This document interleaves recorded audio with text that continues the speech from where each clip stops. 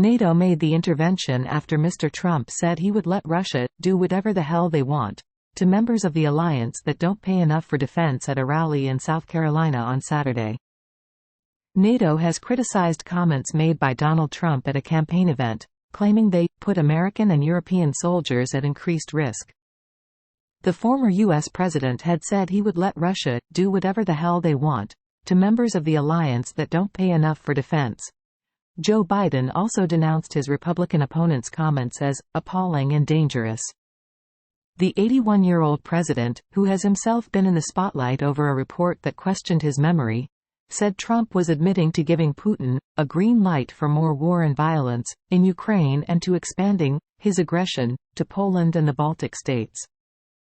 Mr. Biden added, "Sadly, they are also predictable coming from a man who is promising to rule as a dictator like the ones he praises on day one if he returns to the Oval Office."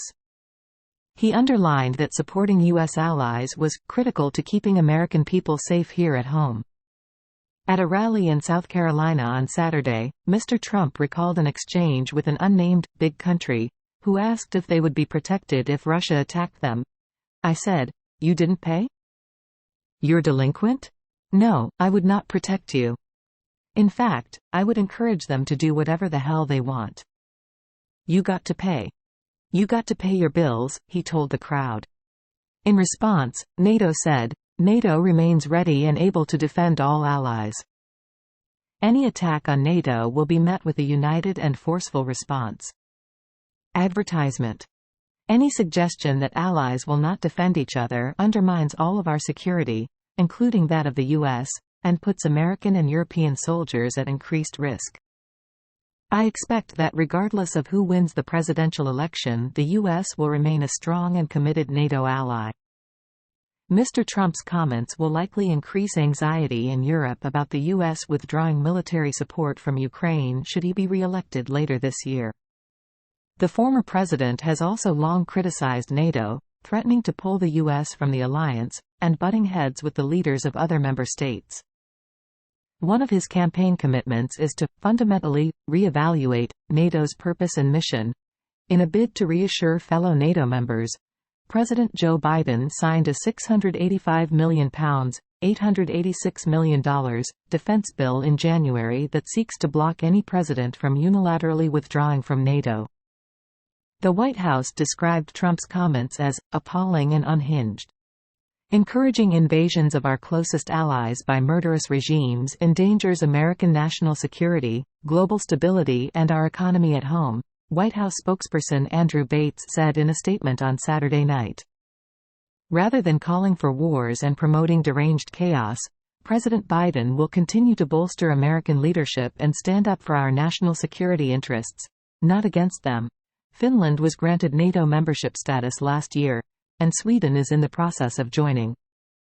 Denmark's defense minister warned Friday that a new threat assessment based on new intelligence indicates that Russia could attack a NATO country within 3 to 5 years.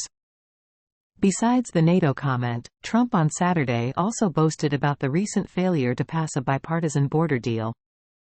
"We crushed crooked Joe Biden's disastrous border deal. Mike Johnson did a very good job," Trump said, referring to the Republican House Speaker and his opposition to the bill.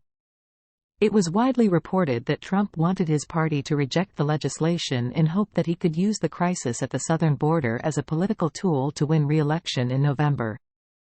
But the clash in Washington has meant that new military aid to Ukraine remains held up, hampering Kyiv's fight against the Kremlin's forces at a crucial moment on the battlefield.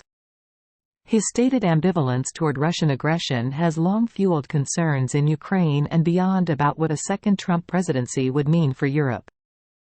A high-level European Union official said last month that Trump had told top European officials while he was in office that the U.S. would never help Europe if it came under attack.